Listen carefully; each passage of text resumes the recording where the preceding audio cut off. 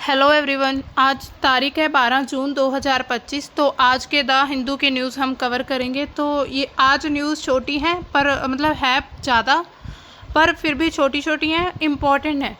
तो सबसे पहली न्यूज़ रहेगी हमारी जो इंडियन रेलवे कैटरिंग एंड जो टूरिज़्म कॉरपोरेशन है, उन्होंने जो आधार वेरिफिकेशन है उसको ज़रूरी कर दिया है। रेलवे डिपार्टमेंट ने जो एग्जिम 4 है उसको स्थगित मतलब डिले कर दिया गया है। और तीसरा जो हमारी न्यूज़ रहेगी BR जस्टिस जो हैं, जस्टिस BR गवई जो अभी नए मुख्य न्यायाधीश बने हैं सुप्रीम कोर्ट के, तो उनके द्वारा कुछ बयान दिया गया है।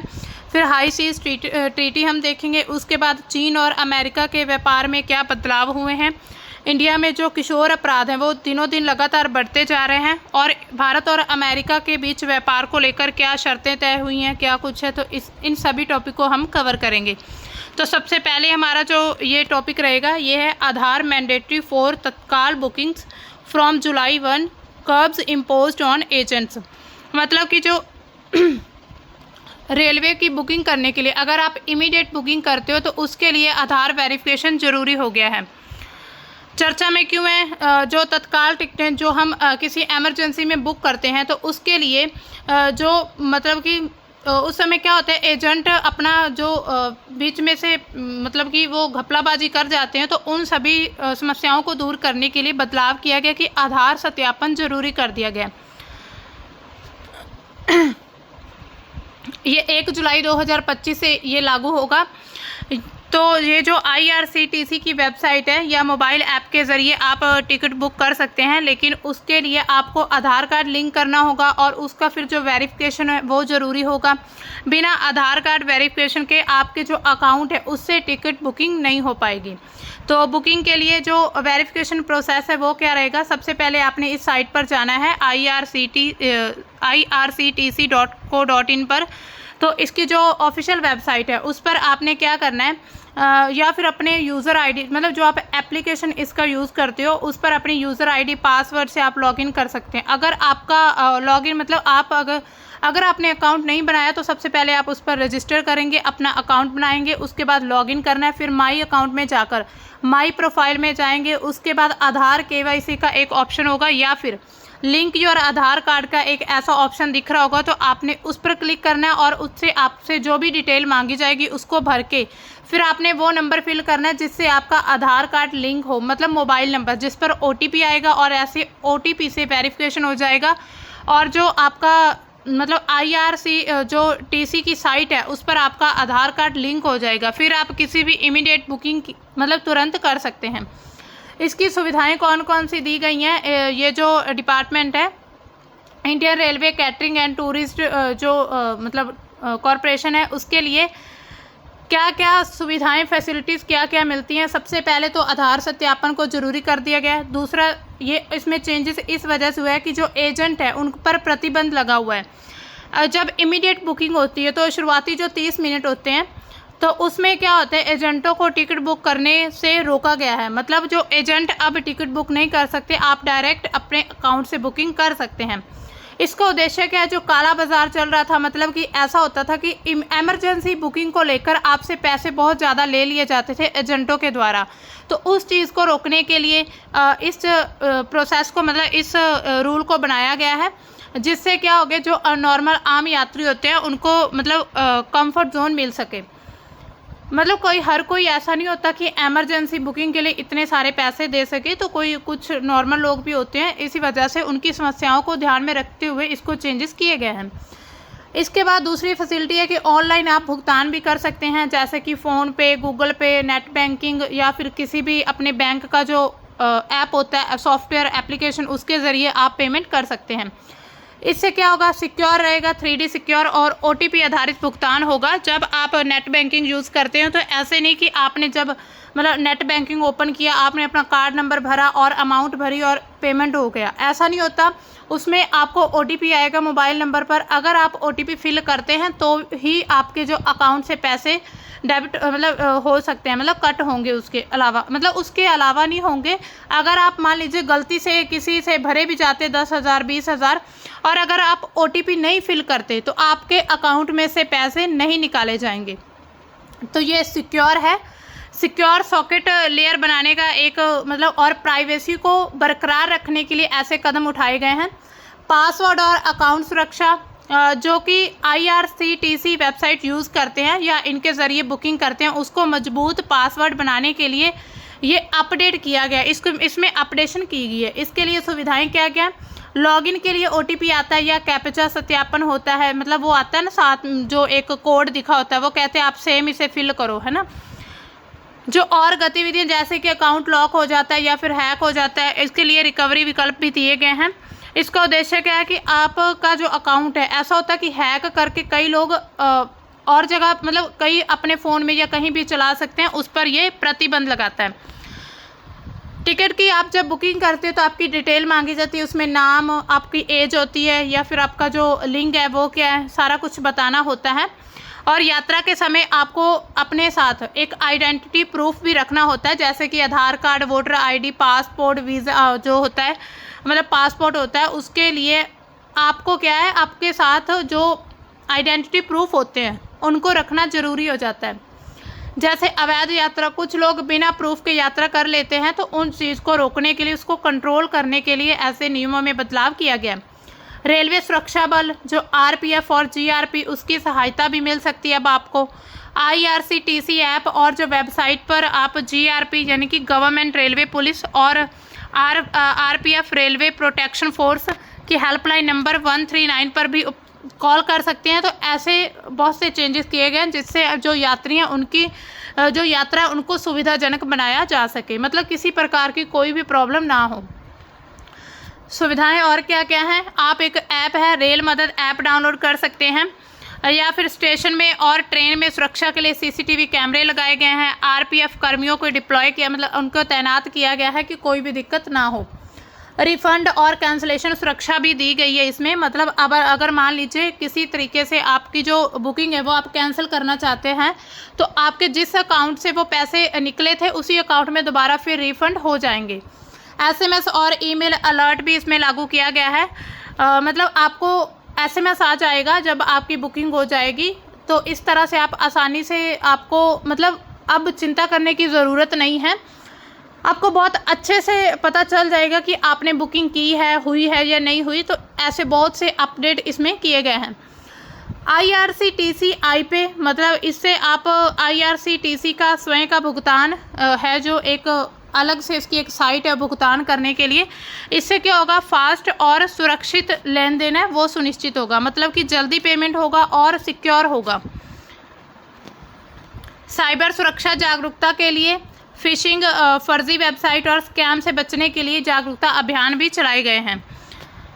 तो इसमें हमने देखा कि जो IRCTC के द्वारा कुछ चेंजेस किए गए हैं, जिसमें सबसे बड़ा चेंजेस यही है कि आधार कार्ड को ज़रूरी कर दिया गया है बुकिंग के लिए। अब हमारा दूसरा टॉपिक क्या है कि EXIM space mission postpone to repair rockets oxygen leak. तो जो रॉकेट था उसमें ऑक्सीजन लीक हो चुकी है, जो EXIM 4 स्पेस मिशन था, अब उसको पोस्टपोन कर दिया गया है, लेकिन अभी तक जो न्यू डेट है उसको नहीं बताया गया है। तो अनाउंस नहीं हुई है कि नई डेट कब होगी, कब इसको लॉन्च किया जाएगा। फिलहाल के लिए इसको रोक दिया गया है। EXIM 4 मिशन जो कि भारतीय अंतरिक्ष यात्री, जिसमें शुभांशु शुक्ला और 3 बाकी जो अंतर्राष्ट्रीय अंतरिक्ष स्टेशन ISS ले जाने वाले थे, तो उनको SpaceX के जो फाल्कन 9 रॉकेट है उसमें लिक्विड ऑक्सीजन है वो लीक हो चुकी है, तो उसकी वजह से इसको फिलहाल के लिए पोस्टपोन किया गया। इसकी विशेषता क्या क्या है? इसमें कमांडर कौन रहेंगे? पैगी विल्सन, जो कि नासा अंतरिक्ष यात्री और EXIM स्पेस की मानव अंतरिक्ष उड़ान के निदेशक हैं। अमेरिका के वो रहने वाले हैं, वो अपना मतलब ज़्यादा समय अधिक समय अंतरिक्ष में बिताने वाली अंतरिक्ष यात्री हैं। तो ये एक वुमेन है पैगी विल्सन, तो ये कमांडर रहेंगी। इन्होंने सबसे ज़्यादा अंतरिक्ष में अपने जो दिन बताए हैं, जैसे कि 675 जो स्पेस में ये रह चुकी हैं इतने दिनों तक।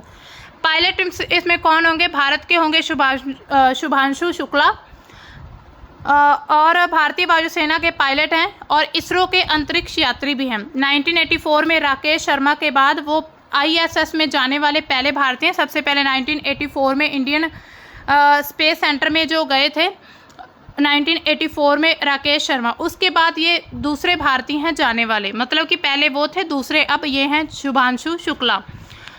तो इसमें जो मिशन विशेषज्ञ जो हैं वो कौन है? एक्सपीरियंस्ड पर्सन, जिसमें सलावोस उजांसी विशनिएवस्की जो कि पोलैंड के हैं, यूरोपीय अंतरिक्ष एजेंसी को बिलोंग करते हैं, और तिबोर कपू जो कि हंगरी के हैं। तो ये सिर्फ भारत का मिशन नहीं है, इसमें जो नासा है उसके अलावा पोलैंड और हंगरी, तो ये सभी देशों के मिले जुले जो अंतरिक्ष यात्री हैं वो जाएंगे। तो इन सभी देशों का ये मिशन है। इसका समय कितना रहेगा? 14 दिन का समय है लगभग, जिसमें जो चालक दल है वो ISS पर रहेगा, मतलब इंडियन स्पेस सेंटर पर। चालक दल जो है 60 वैज्ञानिक प्रयोग और प्रदर्शन करेंगे, जिसमें मानव अनुसंधान, पृथ्वी का अवलोकन होगा, जीवन विज्ञान, जैविक और सामग्री विज्ञान पर मतलब स्टडी की जाएगी। शुभांशु शुक्ला जो इसरो और भारत के जैव प्रौद्योगिकी विभाग द्वारा विकसित खाद्य और पोषण का प्रयोग करेंगे, मतलब ये एग्रीकल्चर के लिए वहाँ पर जा रहे हैं उसका एक्सपेरिमेंट करने के लिए। मिशन में भारत के स्कूली छात्रों और अंतरिक्ष उद्योग के सदस्यों के साथ वीडियो कॉन्फ्रेंसिंग भी होगी। जैसा कि आपको पता ही है, पहले भी कोई अगर मिशन जाता है तो उसमें क्या होता है, स्कूल के जो स्टूडेंट्स होते हैं उनके साथ वीडियो कॉन्फ्रेंसिंग की जाती है। तो इस बार भी ऐसा कुछ सोचा गया है कि जो भारत के छात्र हैं, स्कूली छात्र हैं, उनके साथ वीडियो कॉन्फ्रेंसिंग होगी, ताकि उनको जो प्रोत्साहन, मतलब उनको एक प्रेरणा मिल सके। प्रक्षेपण विवरण इसका क्या है? जो लॉन्च साइट है वो कौन सी होगी? कैनेडी स्पेस सेंटर है फ्लोरिडा में। जो रॉकेट है फाल्कन 9 रॉकेट है, और क्रू ड्रैगन अंतरिक्ष यान होगा। और अभी जो ऑक्सीजन लीक हुई है तो वो फाल्कन इस रॉकेट में से लीक हो चुकी है। पहले इसकी मतलब कि कब इसको लॉन्च करना था? 29 मई 2025 को, लेकिन फिर कई बार इसको पोस्टपोन किया गया था, बहुत सी प्रॉब्लम्स होने शुरू हो गई थी। अब इसको 11 जून 2025 को लॉन्च करना था, लेकिन लिक्विड ऑक्सीजन जो है वो रिसाव हो चुका है, मतलब वो लीक हो चुकी है, इसके कारण इसको अब फिर से रोक दिया गया है। अब इसका महत्व क्या होगा अगर ये सक्सेसफुली लॉन्च हो जाता है, अगर ये सक्सेस हो जाता है EXIM मिशन 4, तो इसका भारत के लिए क्या महत्व है? जो भारत की मानव अंतरिक्ष उड़ान है उसमें 41 साल बाद ये वापसी का एक प्रतीक है, क्योंकि 1984 के बाद ISS में कोई भी भारतीय नहीं गया है। शुभांशु शुक्ला मिशन भारत के गगनयान कार्यक्रम के लिए एक अनुभव प्रदान करेगा, मतलब उसको एक्सपीरियंस हो जाएगा कि इसके बाद जो भारत का मिशन गगनयान है वो लॉन्च किया जाएगा, उसके लिए कुछ अन्य इन्फॉर्मेशन इसको मिल सकती है। भारत सरकार ने शुक्ला के जो प्रशिक्षण और उड़ान के लिए लगभग 550 करोड़ रुपए का निवेश किया, मतलब उन्होंने इन्वेस्टमेंट किया गवर्नमेंट ने, इंडियन गवर्नमेंट ने, तो उसको फिर फ़ायदा हो सकता है इस चीज़ से। वैश्विक सहयोग होगा इससे। ये अंतरिक्ष जो है उड़ान, ये निजी अंतरिक्ष उड़ान जैसे कि EXIM स्पेस, सरकारी एजेंसियां नासा, इसरो और ESA और वाणिज्य प्रक्षेपण प्रदाता जैसे कि SpaceX के बीच सहयोग का एक उदाहरण है। मतलब कि नासा जो एजेंसी है अमेरिका की, इसरो भारत की है, और यूरोपियन स्पेस एजेंसी, इन्होंने SpaceX के साथ कोलैब करके इसको मतलब एक सहयोगी के रूप में कार्य किया है। EXIM स्पेस 2030 तक अंतरिक्ष स्टेशन बनाने की योजना पर काम कर रहा है, जो कि EXIM 4 इस दिशा में एक बहुत बड़ा कदम हो सकता है अगर ये सक्सेसफुली हो गया तो। अगर हम पिछले कब इसको पोस्टपोन किया गया, सबसे पहले 29 मई 2025 को हुआ। उस समय क्या था, वो तैयारी और करना चाहते थे, थोड़ा वो पूरी तरह से तैयार नहीं थे, तो इसी वजह से इसको पोस्टपोन किया। फिर 8 जून 2025 को, इसका कारण अभी तक मालूम नहीं है। 10 जून 2025 को खराब मौसम हो चुका था, उच्च तेज हवाएं थी और 45% जो था बारिश की संभावना थी, इस वजह से इसको रोक दिया गया। फिर 11 जून को अब जो लिक्विड ऑक्सीजन है वो उसका रिसाव हो चुका है, मतलब वो लीक हो चुकी है ऑक्सीजन रॉकेट में से। जिस रॉकेट में जाना था, जो फाल्कन 9 रॉकेट है, उसमें से ऑक्सीजन लीक होने के कारण इसको रोक दिया गया। अब हमारा नेक्स्ट टॉपिक है, constitution does not avoid it's gauge from cast poverty injustice CGI। तो CGI के द्वारा पॉवर्टी और इनजस्टिस को लेकर बयान आता है। भारत के जो मुख्य न्यायाधीश हैं BR गवई, उन्होंने कहा कि भारतीय संविधान में जाति, गरीबी और अन्याय जैसे मुद्दों से मुंह नहीं मोड़ता है। मतलब ऐसे प्रावधान किए गए हैं जो कि जाति, गरीबी और अन्याय जैसे मुद्दों से बहुत अच्छी तरह से निपटा जा सकता है। संविधान का उद्देश्य क्या है कि दबे कुचले लोगों के जो वर्ग है उनको ऊपर उठाना और सामाजिक न्याय को सुनिश्चित करना। इसके साथ ये भी कहा है कि न्यायपालिका को अपनी सीमाओं का उल्लंघन नहीं करना चाहिए और न्यायिक आतंकवाद से भी बचना चाहिए। तो ये उनके द्वारा बयान आया है। अब हम मौलिक अधिकार देखते हैं। मौलिक अधिकार में क्या क्या प्रावधान किए गए। सबसे पहले जो 14 अनुच्छेद है वो कानून के समक्ष और कानून का समान संरक्षण इसका उल्लेख करता है। 15 आर्टिकल कहता है कि धर्म, नस्ल, जाति, लिंग या जन्म स्थान के आधार पर भेदभाव नहीं करेंगे। जैसे आपने देखा होगा आज भी बहुत तरह से भेदभाव किया जाता है। जो दलित जाति है उनके साथ SC ST उनके साथ बहुत सा ऐसा भेदभाव होता है। आपने हालांकि एक ऐसी न्यूज़ भी सुनी होगी जब एक दलित जो लड़का था उसकी शादी थी तो जो वो मतलब कि घोड़े पर जाकर वो बारात लेकर जा रहा था, लेकिन जो हिंदू थे मतलब कि ब्राह्मण जो थे ब्राह्मणों की जो जाति से आते थे उन्होंने कहा था कि आपका ये अधिकार नहीं है, तो आपको घोड़ी पर जाने का कोई हक नहीं। तो उसको काफ़ी मारा पीटा गया। ये न्यूज़ आई थी अभी हाल ही में, मतलब हो गए 2-3 मंथ। तो उससे क्या पता चलता है कि अभी भी पूरी तरह से भारत में जो जाति भेदभाव है वो ख़त्म नहीं हुआ है। मतलब लोगों को जाति के आधार पर अभी भी रखा जाता है कि आप अगर नीची जाति है तो आप ये काम करेंगे, अगर आप ऊंची जाति के हैं तो ये काम करेंगे। तो इसी तरह से लेकिन अगर अनुच्छेद 15 को देखें तो इन सभी को ख़त्म करने का प्रावधान किया गया है। अनुच्छेद 16 जो है सार्वजनिक रोजगार में अवसर की समानता, मतलब किसी व्यक्ति को ये नहीं कहा जाएगा कि आप तो भाई दलित हो तो आपको कोई हक नहीं है नौकरी करने का, आप तो सिर्फ हमारे नौकरों की तरह काम करो। तो इसी तरह से ये अनुच्छेद बहुत इंपॉर्टेंट है, इनको ऐड किया गया है इन सभी भेदभाव को, गरीबी को और असमानता को ख़त्म करने के लिए। अनुच्छेद 17 कहता है अस्पष्टता का उन्मूलन, मतलब कि अनटचेबिलिटी। जैसे कि मान लीजिए कोई दलित व्यक्ति जा रहा है ना, तो उसके सामने से कोई हिंदू मतलब उसके साथ हिंदू जा रहा है, तो जो हिंदू है वो दलित व्यक्ति को देखकर पीछे ही रुक जाता है कि भाई ये तो दलित है, मैंने तो इसके पास से गुजरना नहीं है। तो ऐसा जो है अस्पष्टता का उन्मूलन करता है कि आप छुआछूत का विरोध करेंगे, मतलब छुआछूत को फॉलो नहीं करेंगे।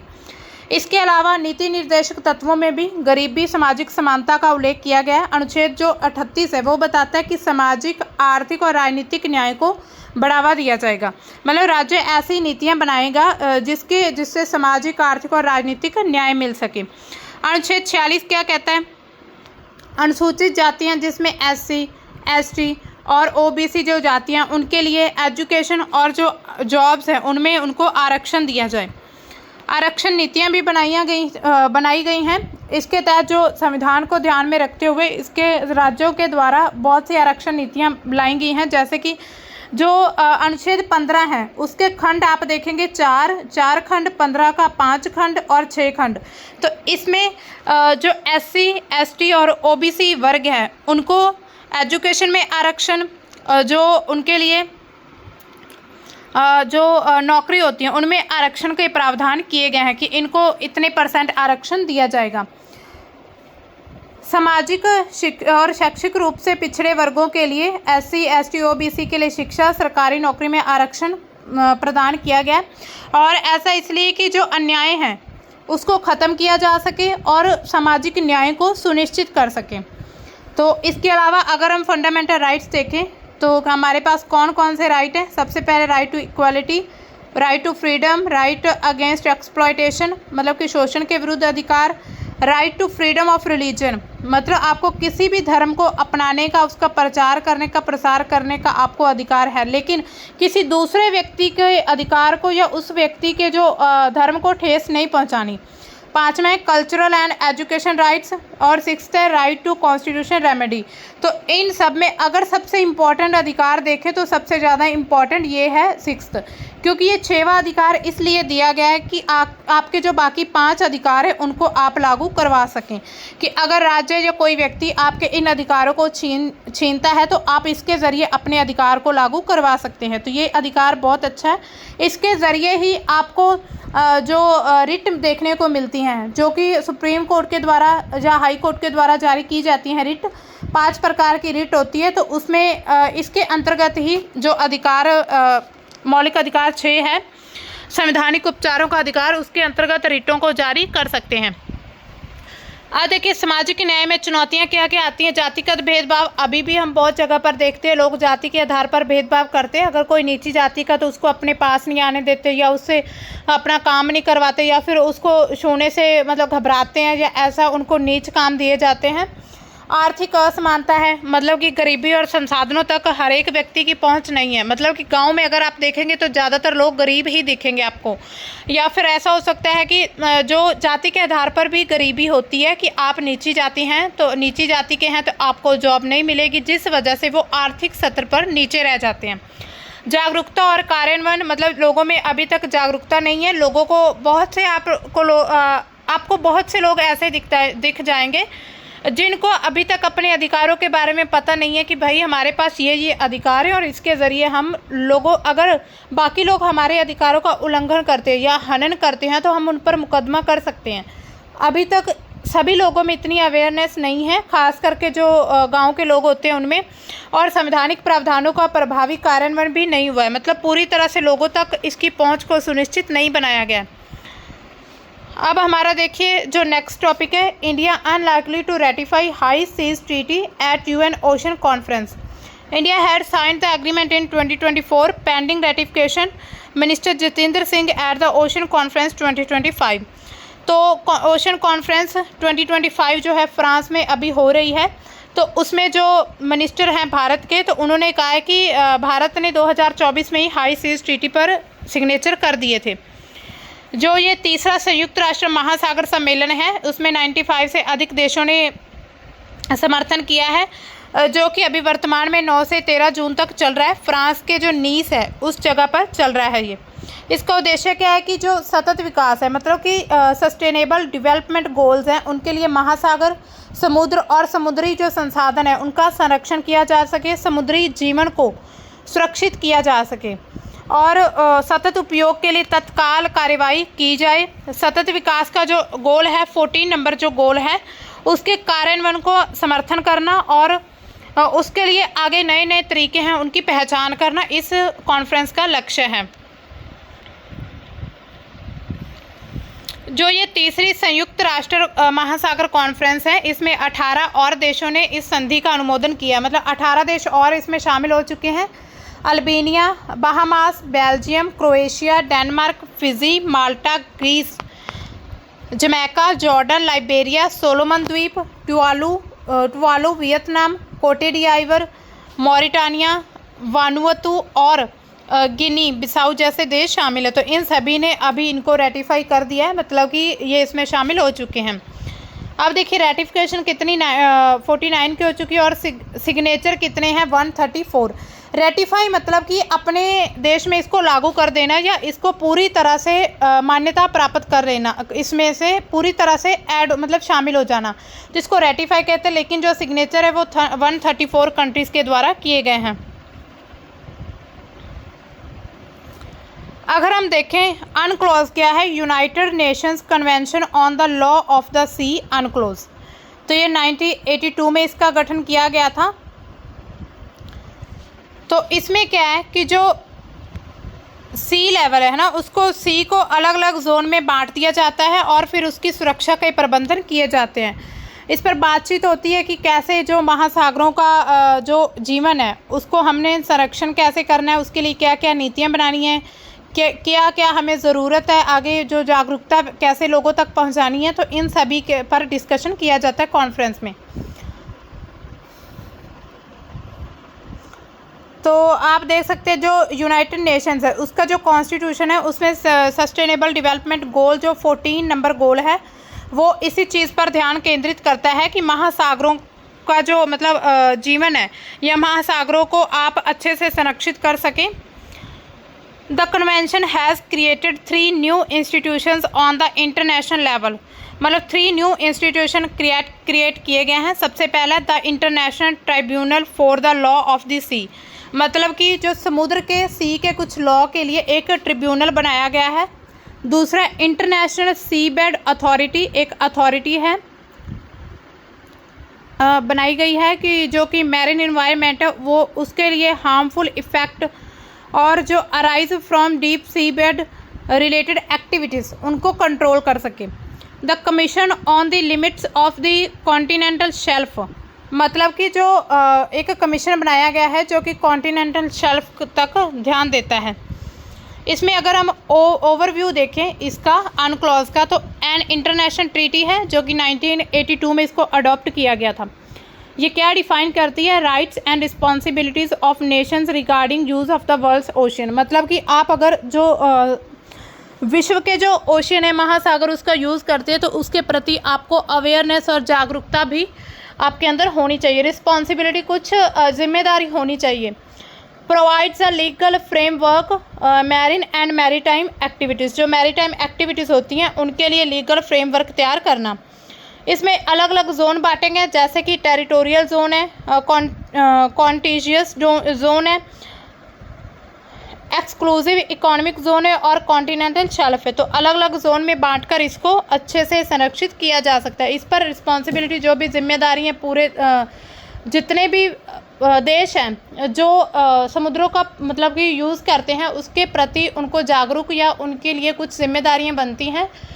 जैसे कि अभी आपने सुना ही होगा, जो अफ्रीकन कंट्रीज़ हैं उनमें क्या होता है, जो बड़ी बड़ी कंट्रीज़ आती हैं, यूके, अमेरिका, जो और बहुत जो डेवलपमेंट देश हैं, तो वो वहाँ पर अपना जो केमिकल वेस्ट है फैक्ट्रीज़ का, तो उनका सभी वहाँ पर फेंक देते हैं। अमेरिका के जो समुद्र है उसमें, मतलब अमेरिका का जो सागर है, अफ्रीका के सागर में, तो उससे क्या है, प्रदूषण बढ़ रहा है।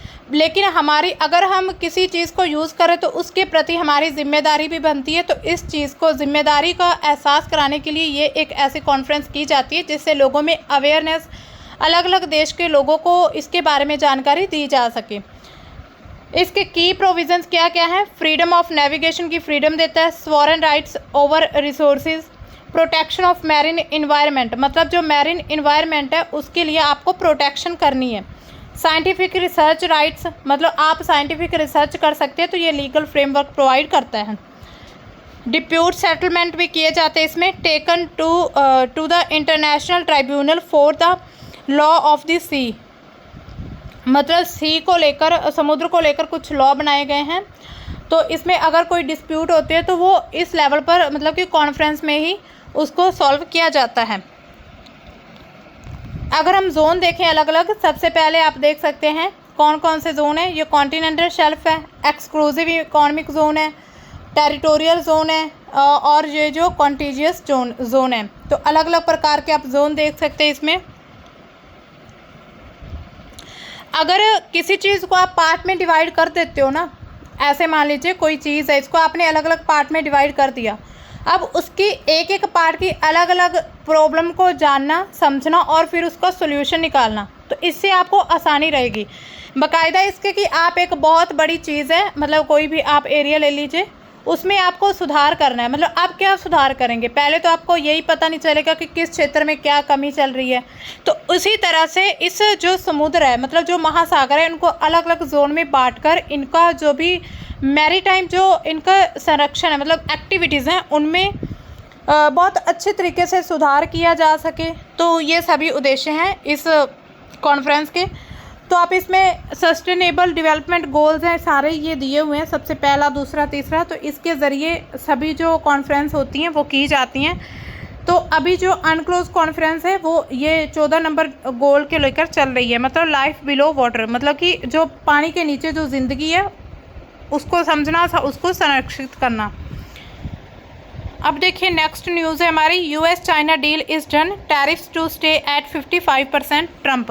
तो ट्रंप ने कहा है कि 55% तक टैरिफ है जो रहेगा और यूएस चाइना डील जो है वो डन हो चुकी है।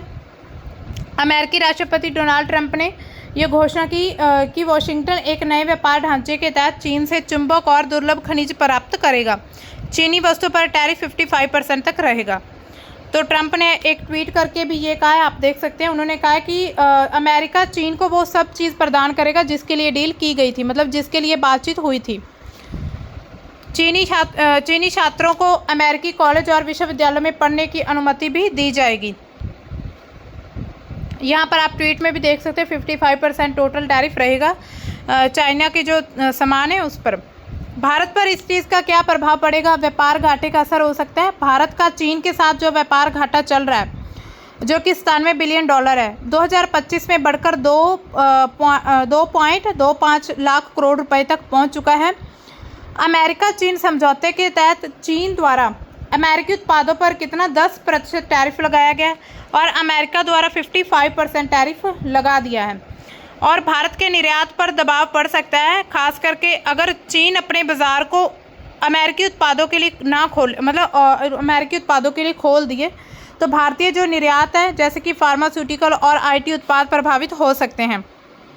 मतलब भारत जो भी वस्तुएं चीन को निर्यात करता है फार्मास्यूटिकल और आईटी उत्पाद, तो उस पर बहुत बड़ा इफेक्ट पड़ेगा अगर अमेरिका और चीन का आपस में व्यापार है जो एक दूसरे के लिए खुला व्यापार हो जाता है। दुर्लभ खनिजों की आपूर्ति हो सकती है। चीन अमेरिका को मैग्नेट और दुर्लभ खनिज दे सकता है। इसमें भारत की जो ऑटोमोबाइल और इलेक्ट्रॉनिक्स इंडस्ट्री है जो कि नियोडियम आयरन बोरेन जैसे दुर्लभ खनिज है उस पर डिपेंड करता है, यो इफेक्ट पड़ेगा इस पर। चीन ने भारत के लिए इन खनिजों के निर्यात पर रोक लगा दी है। मतलब कि चीन जो है भारत के लिए इस चीज़ को निर्यात नहीं करेगा, अब वो अमेरिका को देगा, तो इससे भारत का जो व्यापार है वो इफेक्ट हो सकता है। भारत के लिए एक मौका भी हो सकता है। अमेरिका चीन व्यापार तनाव के बीच एक वैकल्पिक मैन्युफैक्चरिंग और निर्यात हब के रूप में उभर सकता है भारत। उदाहरण के लिए जो अप्रैल 2025 में भारत ने अमेरिका को 30 लाख आईफोन जो है एक्सपोर्ट किए थे। आपने भी सुना होगा जब न्यूज़ आई थी कि भारत जो है वो बहुत बड़ा प्रोड्यूसर बन चुका है आईफोन का, तो 30 लाख अमेरिका में आईफोन दिए गए थे, मतलब निर्यात हुए थे, जबकि चीन का निर्यात सिर्फ 9 लाख यूनिट तक ही रह गया था। ये भारत की जो मैन्युफैक्चरिंग ताकत है उसको दर्शाता है कि भारत में मैन्युफैक्चरिंग है वो लगातार बढ़ रही है, खास करके इलेक्ट्रॉनिक्स और सेमीकंडक्टर के मामलों में। चीन ने भारत के प्रीमियम उत्पाद को आयात को बढ़ाने की इच्छा जताई है, जिससे भारत को विशाल उपभोक्ता बाजार का लाभ भी मिल सकता है। मतलब कि भारत के लिए एक अच्छा मौका भी हो सकता है कि अमेरिका को अब वो निर्यात करेगा।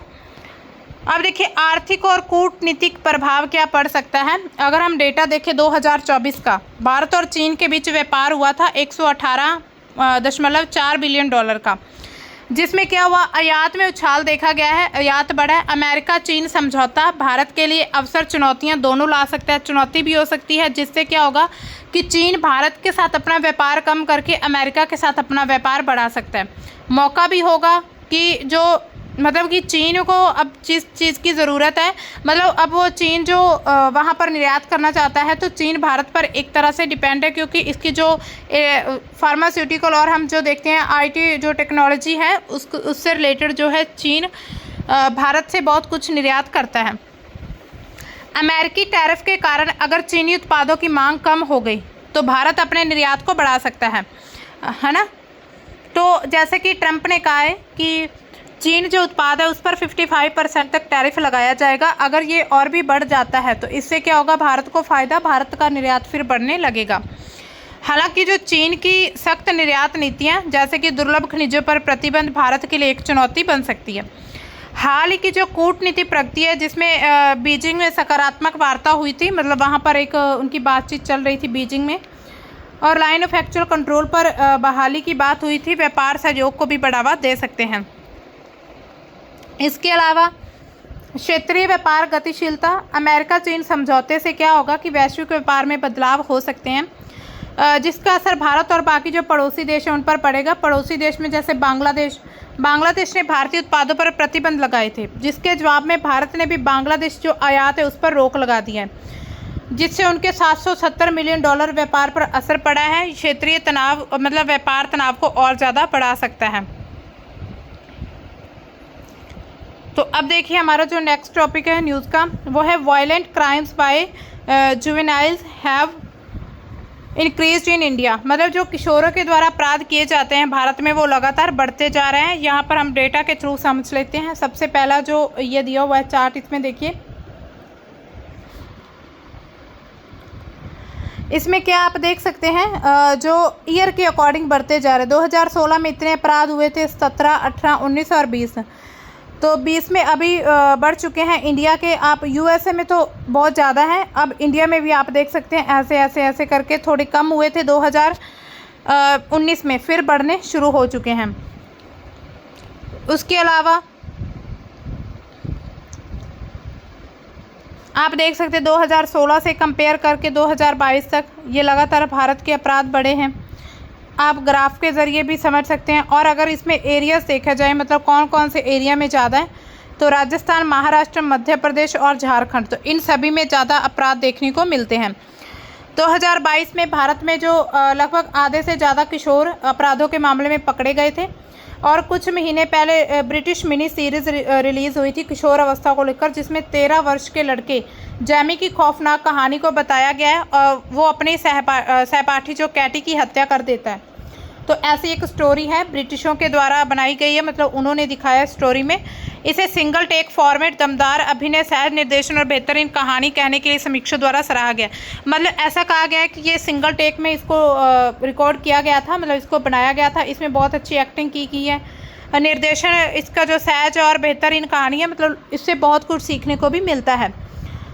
अगर हम राज्य के अकॉर्डिंग देखें भारत में, तो राजस्थान में 9.6% तक जो अपराध हैं, छत्तीसगढ़ में 8.4%, तमिलनाडु में 5%, मतलब कि तीसरे, चौथे और 5वें स्थान पर रहे हैं। दिल्ली सबसे आगे रही है। अगर हम देखें सभी में सबसे ज़्यादा कहाँ पर, 20% सबसे ज़्यादा मध्य प्रदेश में, फिर 18% जो है महाराष्ट्र में। सबसे ज़्यादा अपराध मध्य प्रदेश में, फिर महाराष्ट्र में, उसके बाद राजस्थान, छत्तीसगढ़, तमिलनाडु, ये सभी तीसरे, चौथे, 5वें स्थान पर हैं।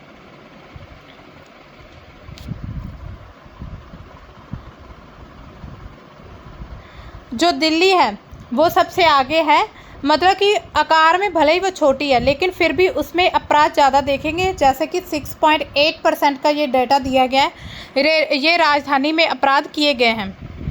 अब इसके कारण क्या हो सकते हैं? ऐसे अपराध जो किशोर अवस्था में अपराध क्यों किए जाते हैं, मतलब उसके पीछे कुछ रीज़न रहते होंगे। सबसे पहले रीज़न होता है मीडिया और इंटरनेट का प्रभाव। आपने देखा होगा मीडिया का प्रभाव इतना ज़्यादा बढ़ चुका है, मीडिया से लोग पता नहीं क्या क्या ऊट पटांग कुछ सीखने लगे हैं। तो उससे क्या है कि अब लोगों में जो सहज, मतलब सब्र है, जो पेशेंस है, वो पेशेंस लेवल कम होता जा रहा है। किशोरों में अभी थोड़ा सा गुस्सा आया, भड़क उठे और ले दे उठा के मार दिया किसी को। तो बस यही चल रहा है आजकल। तो ये भी एक बहुत बड़ा कारण है, मीडिया और इंटरनेट का प्रभाव पड़ रहा है। दूसरा है शहरीकरण और प्रतिस्पर्धा हो रही है। शहरीकरण किया जा रहा है, मतलब कंपटीशन बहुत ज़्यादा बढ़ रहा है, जिससे कि जेलसी फील होती है। फिर हम दूसरे व्यक्ति को मारने की तरफ दौड़ते हैं, अभी हाँ भाई वो इतना ज़्यादा क्यों कर रहा है, इतनी मेहनत क्यों कर रहा है। तो कंपटीशन इतना बढ़ चुका है कि लोग खुद को फेमस करने के लिए ऐसे कदम उठाने लग गए हैं। कानूनी सामाजिक कमियां, कुछ कानून भी ऐसे हैं जैसे कि कुछ अपराधों के लिए, जैसे किडनैपिंग हो गई, या फिर बहुत से आपने सुने होंगे ऐसे मामले। अभी रिसेंटली बहुत से ऐसे मामले देखे गए जिसमें किशोरों ने एक दूसरे की हत्या कर दी, अपराध कर दिए। तो उसमें क्या है कि जो कानून के द्वारा बहुत अच्छे से एक्शन नहीं लिए गए, मतलब स्ट्रिक्ट कानून बनाया जाना चाहिए, जिससे क्या है जो आने वाले जो युवा पीढ़ी या किशोर हैं उनको कुछ सीख मिल सके। सहकर्मी समूह नशा, मतलब कि एक तो होता है जो कुलीग्स होते हैं, या उनके जो फ्रेंड सर्कल होता है, तो उसमें कुछ ऐसे नशेड़ी लोग होते हैं या नशा सप्लाई करते हैं। अगर नशा भी ज़्यादा चलेगा, मतलब नशा, हर एक युवा पीढ़ी अगर नशा करने लग जाएगी तो उसमें अपराध बढ़ेंगे। पारिवारिक और सामाजिक माहौल, कई बार ऐसा हो जाता है घर में कि अगर मान लीजिए ग्रेजुएशन के बाद या फिर स्कूलिंग के बाद किसी को जॉब नहीं मिल रही, तो जो परिवार है वो भी एक तरह से सपोर्ट करना बंद कर देता है। उससे क्या होगा, सामाजिक माहौल ऐसा बन जाता है कि भाई अभी तक तू बेरोज़गार है, तो उससे क्या होगा, ये एक अपराध का बहुत बड़ा कारण बनता है। तो ऐसे में क्या होता है कि जो व्यक्ति है वो अपराध की तरफ दौड़ता है। अब देखिए भारत में अगर कानूनी ढांचा देखें तो किशोर अपराध के लिए किशोर न्याय अधिनियम 2000 बनाया गया था।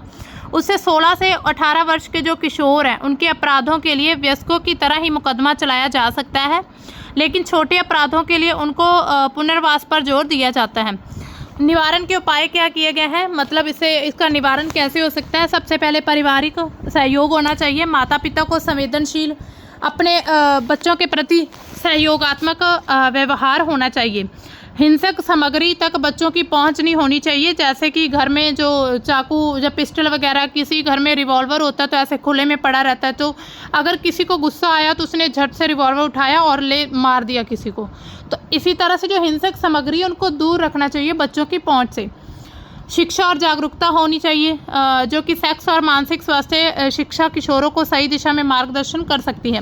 मतलब ऐसी एजुकेशन मिलनी चाहिए जिससे जो युवा पीढ़ी है, जो किशोर हैं, उनको आगे चलकर आसानी हो, मतलब सही गलत पहचान करने में उनकी समझ हो। पुनर्वास और परामर्श, किशोर न्याय बोर्ड और बाल सुधार गृहों ने इसको प्रभावी करने की ज़रूरत है।